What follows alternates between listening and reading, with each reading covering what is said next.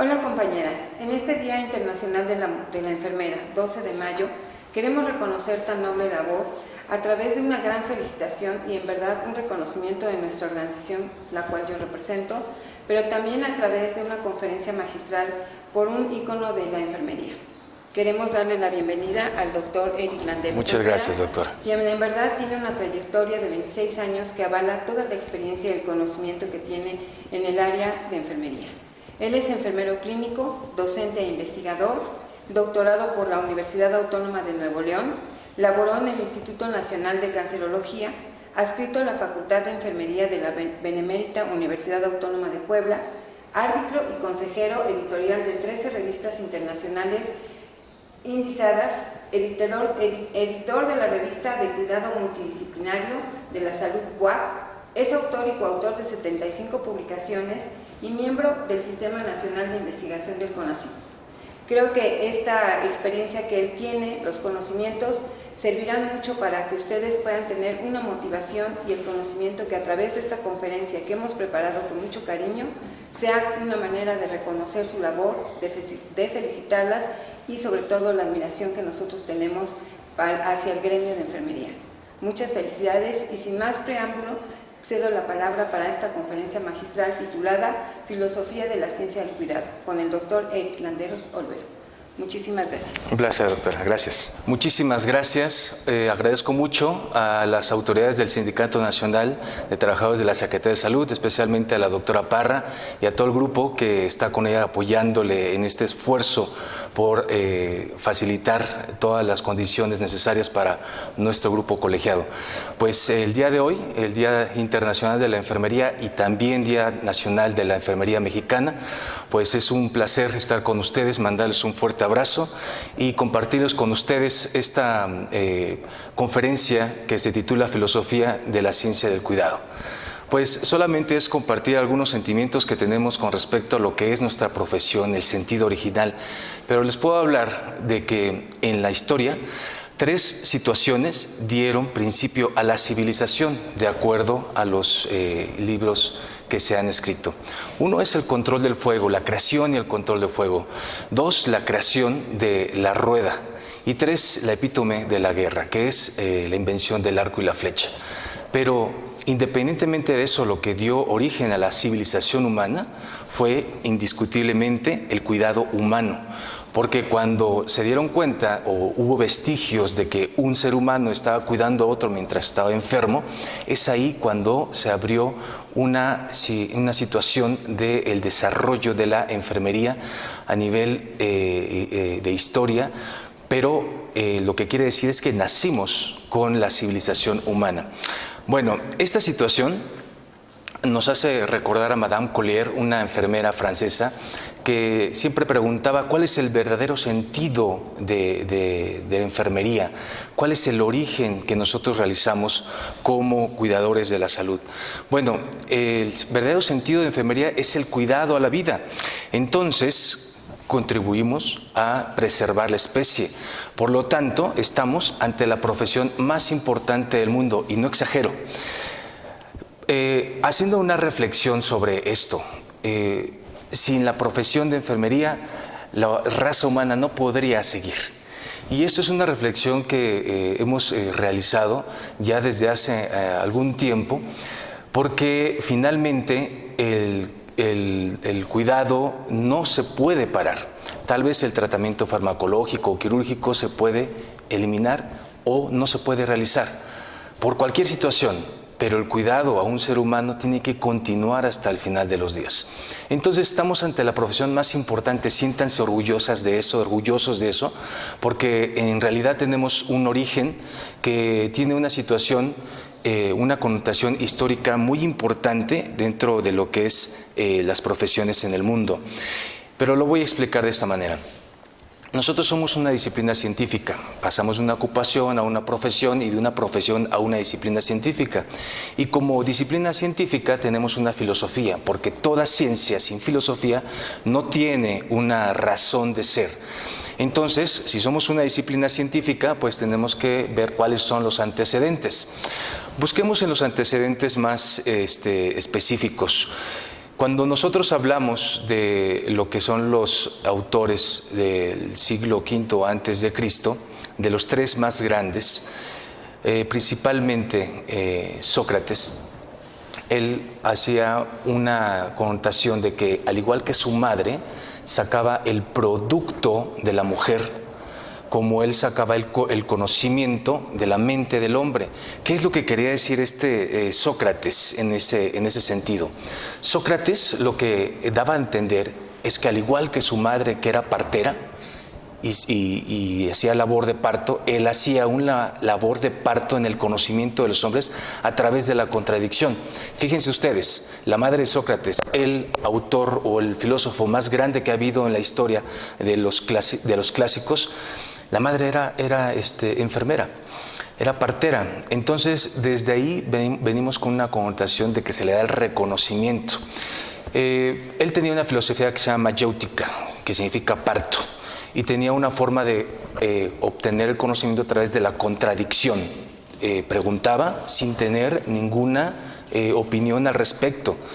Y de esta forma él obtenía el conocimiento de los hombres. Platicaba él, cuenta la historia que platicaba, o empezaba a discutir con sus seguidores en una manera que se quedaban en un solo espacio, y la gente de aquel entonces les gritaba escolé, escolé. ¿Y qué significa escolé? Significaba ocioso, y de ahí viene la palabra escuela. Escuela viene de escolé, que significa ocioso, un lugar de ociosidad. Fíjense ustedes qué cosa tan curiosa, ¿no? Que la escuela sea un lugar de ociosidad, pero es un lugar de reflexión del conocimiento, porque es lo que tenemos que hacer como enfermeros y enfermeras, reflexionar sobre el conocimiento. Posteriormente, después de Sócrates, Platón trató de mejorar esta filosofía y implementó lo que conocemos hoy en día como la dialéctica. Gracias a Platón conocemos a Sócrates, porque Sócrates no escribió absolutamente nada, y hasta el día de su muerte, condenado por las mismas autoridades, le dieron la opción de retractarse o tomarse un veneno que se llama escutá, y él dijo: no me voy a retractar porque es el conocimiento el que se sobrepone. Y él tomó ese veneno y murió. Platón cuenta en todos sus escritos cuáles son los pensamientos de Sócrates, por eso es que se le conoce. Pero Platón trató de mejorar la mayéutica a través del diálogo, de estar también comentando lo que uno piensa, lo que uno está opinando sobre algún tema en específico, para que haya un debate. Dialéctica viene de dialesegui, que significa discurrir, disputar sobre una situación específica. Entonces, cuando Platón estaba mencionando su escuela, él era la escuela peripatética. Caminaban, no se quedaba estático como Sócrates. Caminaba alrededor de la estatua de Academo, un héroe de aquel entonces. De ahí viene la palabra academia del Platón y de la dialéctica de Platón. Y haciendo una reflexión muy bonita sobre este personaje, cuenta que, supongamos que en una caverna existen hasta el fondo de la caverna unas personas que están amarradas o encadenadas, tienen grilletes atadas al cuello y a las muñecas. Y en ese fondo no hay absolutamente nada de luz.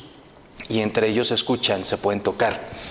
La realidad para esas personas es lo que está a su alrededor y nada más. Continúa explicando Platón qué pasaría si a la mitad de la caverna, detrás de esas personas, sin que se den cuenta, se proyecta una luz a través de un fuego y se proyectan sombras que estas personas que están encadenadas las van a ver proyectadas en la pared, y cuando están proyectadas en la pared tienen movimiento y tienen una situación de sonido que para ellos es algo cierto, es verdadero, es demostrable, es real para lo que ellos están viviendo en ese momento. ¿Qué pasaría si estas personas de repente se les quitara las cadenas y pudieran avanzar hacia la salida de esa caverna, de esa cueva enorme? Platón indica que cuando estas personas se dan cuenta que existe el fuego y que existen otras personas que están proyectando las sombras y que las sombras solamente son una ilusión, empiezan a tener otro nivel de conocimiento y empiezan a suponer de lo que es la realidad, aproximarse a la realidad. ¿Y qué pasaría si esas personas en una transición de caminar hacia la luz, hacia el fondo, hacia la entrada de la caverna, salen de ella. Se proyectan con un sinfín de situaciones que se llama realidad, porque estamos hablando de situaciones que marcan la verdad de los fenómenos que se están buscando en el cuidado. Bueno, ¿por qué les comento esto de Platón? Porque en enfermería pasa exactamente lo mismo. Cuando nosotros tenemos una situación en donde las enfermeras están hasta el fondo de la caverna, y no solamente las enfermeras, cualquier profesión o la sociedad misma, no tienen los elementos para poder opinar, para poder discutir o discurrir algún tema, pues es lo que conocemos como infodemia. Y entonces estamos viendo la televisión, el TV y novelas, estamos viendo algunos programas, unos noticieros, algunos radios, en donde nosotros estamos escuchando situaciones en las cuales nosotros no estamos cotejando la realidad de las cosas. En las cuestiones de conocimiento de enfermería, entonces necesitamos empezar a leer, salir, desatarnos de esas cadenas y empezar a salir hacia la luz, darnos cuenta de que existe el fuego y que hay personas que están manejando las sombras. En este momento es cuando nosotros empezamos a identificar lo que son los modelos y teorías de enfermería. Todo aquello que está fundamentado en la teoría es una aproximación a la realidad. Tenemos aproximadamente 32 modelos teóricos de enfermería, de alto, mediano y bajo rango, que nos están indicando por qué la enfermera hace lo que hace y por qué lo hace. Entre ellas está Oren, está Roy, está Abdela, está King, está Henderson, está muchas otras enfermeras que nos están mostrando supuestos teóricos y donde emanan las hipótesis de investigación para poder explicar la realidad. Afuera de la caverna para enfermería está lo que hoy conocemos como enfermería basada en evidencia científica. Cada cosa que nosotros hacemos, cada cuidado que nosotros realizamos en el hospital, en el centro de salud, en la práctica independiente, en la docencia, en la administración, está basado en investigación, en resultados de investigación. Cuando no hacemos esto, estamos hablando de un mero tecnicismo, pero ese tecnicismo, que es necesario, necesita tener evidencia científica. Entonces, si salimos de la caverna de Platón, vamos a tener lo que es enfermería basada en evidencia. ¿Y dónde encontramos esta enfermería basada en evidencia? Por supuesto que en las revistas científicas que estén indizadas, arbitradas, ya ni siquiera en los libros ni en las nomenclaturas. Normalmente nos enseñan 3 nomenclaturas de enfermería: Nanda, Nick, Nock, y eso es lo que enseñan en la mayoría de las currículas. Cuando tenemos 2 nomenclaturas de enfermería, por ejemplo, algunas que están basadas en enfermería basada en evidencia, pero que no estamos utilizando. Entonces hay un sinfín de cosas que podemos utilizar y áreas de conocimiento en donde no hemos profundizado y hay una oportunidad para poder crecer. Entonces, ¿qué estamos formando? Necesitamos formar enfermeras que estén reflexionando el conocimiento, y esto significa que todo el conocimiento que tú estás adquiriendo necesita ser razonado para poder ser aplicado. Es necesario que nosotros sigamos leyendo. Como una profesión científica, estamos en constante movimiento de conocimientos. Les voy a platicar rápidamente. El tercer grande de estos filósofos, y el más grande, según algunos historiadores, Aristóteles, porque él le dio toda la connotación de la lógica a las ciencias. Con él nació el método científico, o inició. Clasificó todas las ciencias que hoy conocemos. El logos, que significa ciencia o tratado, es de Aristóteles. Pero este Aristóteles, el gran filósofo, algún par de libros lo están etiquetando como un idiota. Y esto no me da pena decirlo, porque finalmente, aunque él ha hecho una reflexión sobre toda la ciencia que está marcando, él decía que la mujer no era capaz de razonar o pensar, que era el equivalente a una planta o a una piedra, y que era un hombre fallido. ¿Se imaginan esto? En una connotación machista que marcó toda la Edad Media y todo lo que es el Renacimiento y lo que ahora vivimos en la comunidad científica, marcan a la mujer como un ser humano que no tiene la capacidad de razonar. En el argot científico, eso se llama síndrome de Gentle, en donde las publicaciones científicas que se hacen a los hombres se están extrapolando a las mujeres. Y hoy en día sabemos que no.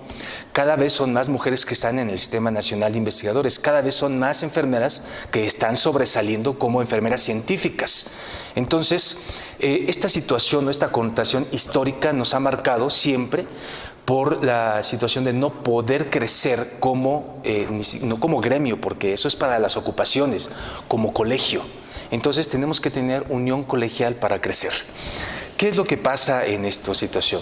Existía en la Edad Media un libro que se llama Maleus Maleficarum, que se llamaba Martillo de Hechiceras, en donde te te podían enseñar cómo identificar a las brujas.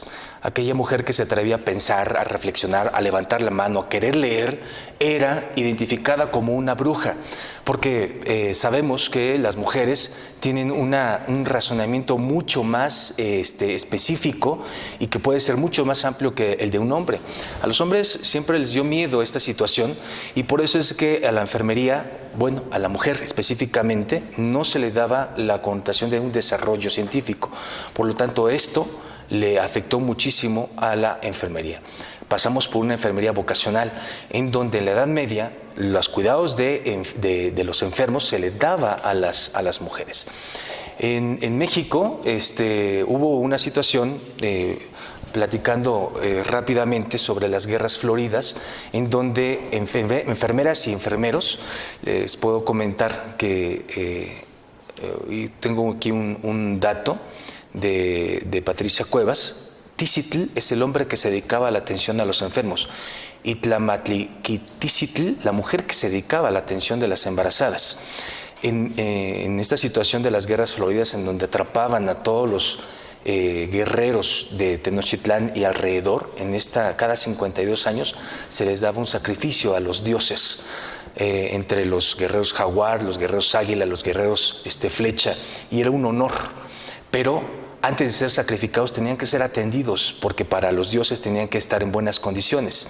Y esta situación también connota mucho de la enfermería en México, porque se desarrolló lo que es la obstetricia, ese parto que es cuclillas y que no se está desarrollando en muchas otras partes, y que sabemos que ahorita tenemos enfermeras y parteras, obstetras, que realizan esa práctica que es sumamente importante.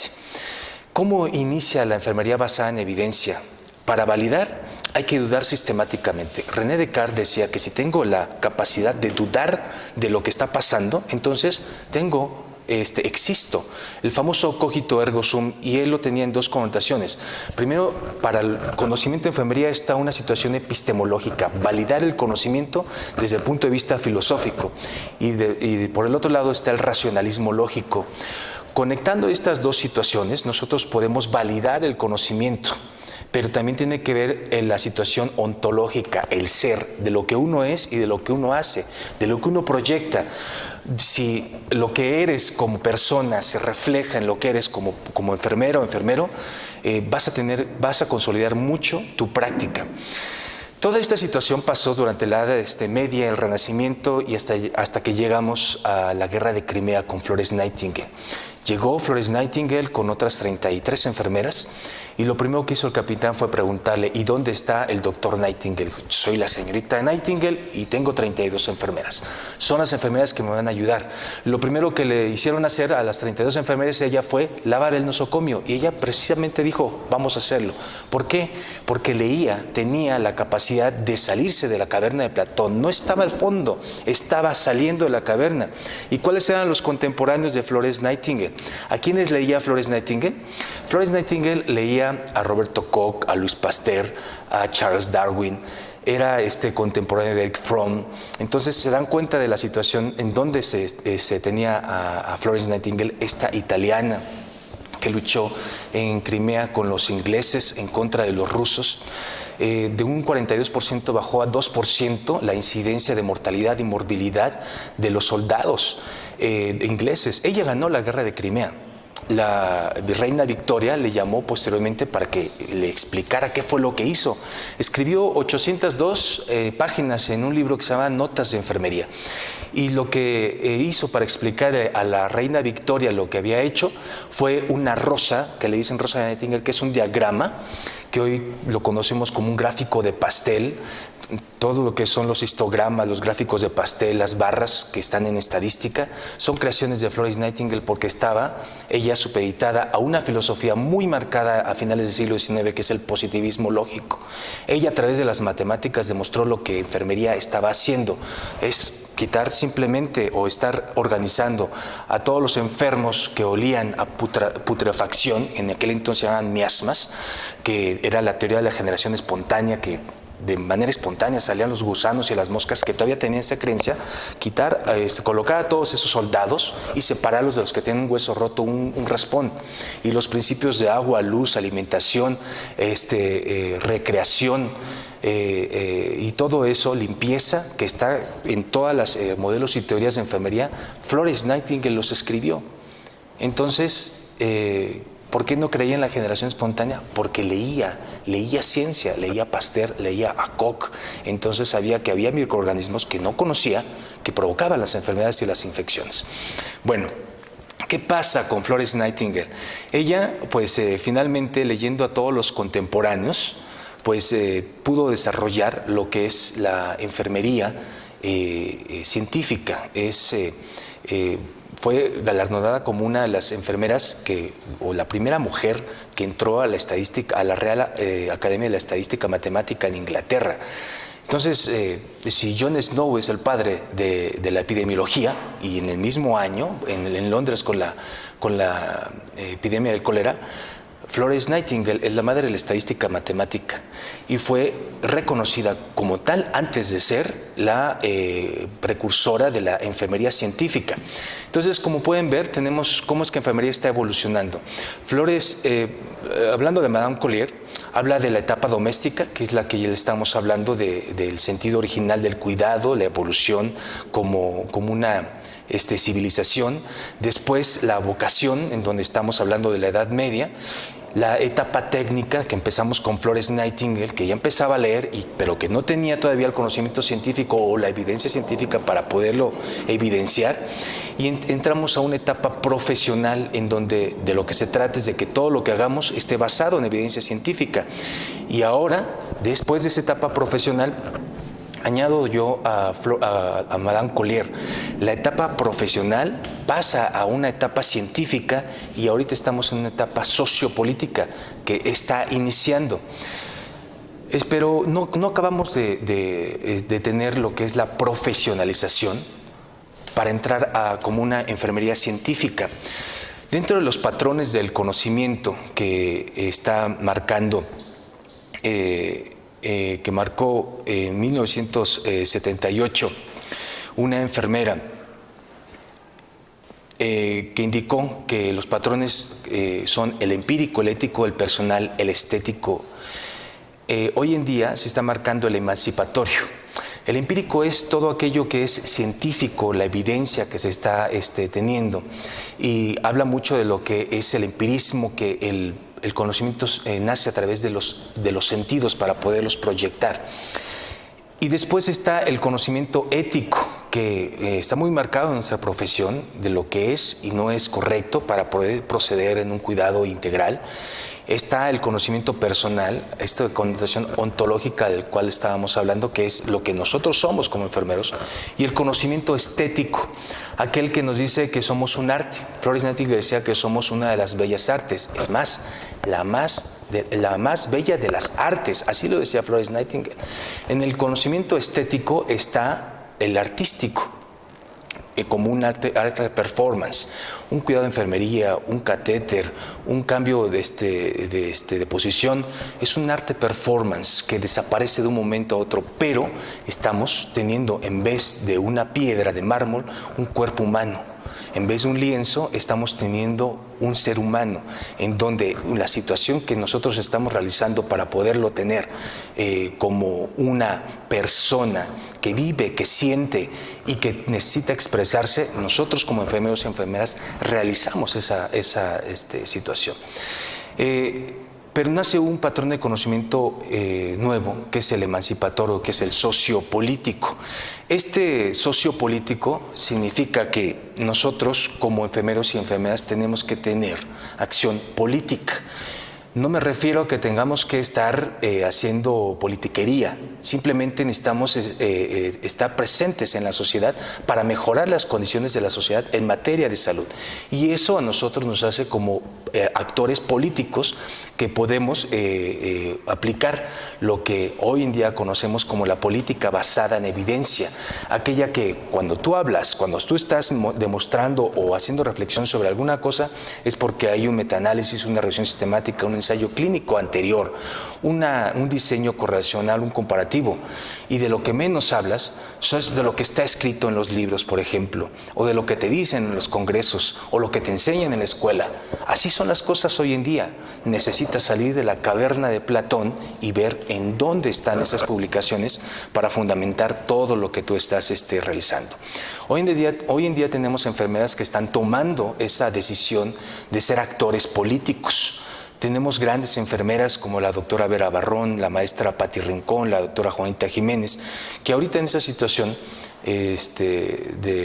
electoral, pues están teniendo participación política. Son enfermeras que quieren representar a la sociedad y debemos estar orgullosos de ellas, porque son excelentes mujeres, excelentes profesionales, son seres humanos maravillosos, las conozco las tres y sé que podrían hacer muy buen papel, pero sobre todo nos podrían representar a nosotros, porque estamos tocando en las puertas equivocadas. Siempre queremos mejores salarios, mejores condiciones, pero ¿en dónde tenemos que tocar?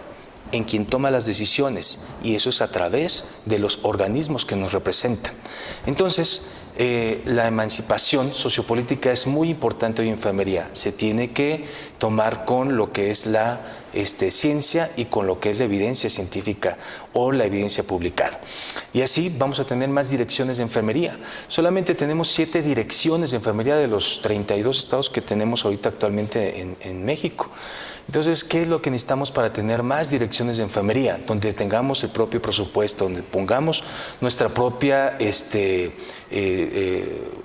iniciativa para poder solucionar los problemas, donde tengamos toma de decisiones propias. Eso es lo que necesita enfermería, pero necesita profesionalizarse. Tenemos que cambiar de paradigma. La ciencia no se acumula, se renueva. Thomas Kuhn decía que esto es lo que hacemos en enfermería.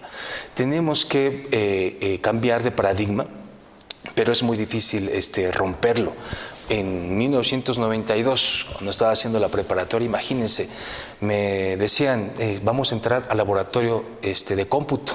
Yo saliendo de la secundaria, los únicos laboratorios que conocía era el de biología, el de química, y tenía que ir de bata. ¿Cómo iba a un laboratorio de computación? Y cuando me encontraba con una máquina así grandota, yo imaginaba que esa máquina pues era como la del Santo y Blue Demon, que salían muchos colores y sonidos. Yo me imaginaba eso, y el profesor nos decía, tengan cuidado de no estar colocando discos en otras máquinas porque se pueden contaminar. ¿Contaminar de qué? Pues es que se pueden infectar de un virus. Yo no podía tener esta situación. ¿Cómo una máquina puede infectarse de virus? Yo tenía miedo de pisarle los cables a esa máquina, va a ser una arteria, una vena, o le iba a hacer algún shock anafiláctico, pobre máquina. Y lo peor, el profesor tenía las vacunas por si se infectaban, ¿no? Esta situación ahorita les puede dar risa porque es un lenguaje muy cotidiano, pero cambiar el paradigma en aquella situación, y para muchos de mi generación fue muy difícil cambiar el paradigma. Hoy en día tenemos la posibilidad de expresarme con ustedes a través de esta situación virtual que no podíamos hacer anteriormente. Entonces tenemos que cambiar el paradigma. Si todas las ciencias revolucionan sus conocimientos y la enfermería es una ciencia, por lo tanto enfermería está revolucionando constantemente sus conocimientos. Podemos observar que más del 70% de las enfermeras son colegas que son auxiliares técnicos y que tienen posttécnicos, que son sumamente necesarios en el Sistema Nacional de Salud. Estos son datos del CIARE del 2019. ¿Qué es lo que pasa? Necesitamos profesionalizar. Tenemos que invitar a las colegas a que se profesionalicen, a que hagan la preparatoria, incursionen en la licenciatura e incursionen en el doctorado. Solamente así podemos crecer como disciplina científica y dejarnos de llamar una ocupación. Por ejemplo, también necesitamos especialistas. Tenemos muchas especialistas en las áreas de segundo y tercer nivel de atención, y tenemos muy pocas especialistas en las áreas de salud comunitaria, en la geriatría, en la salud mental. Entonces, si lo que nosotros tenemos muy claro, se necesita prevenir más que curar, entonces necesitamos más especialistas en lo que nosotros conocemos como atención primaria a la salud, en el primer nivel de atención.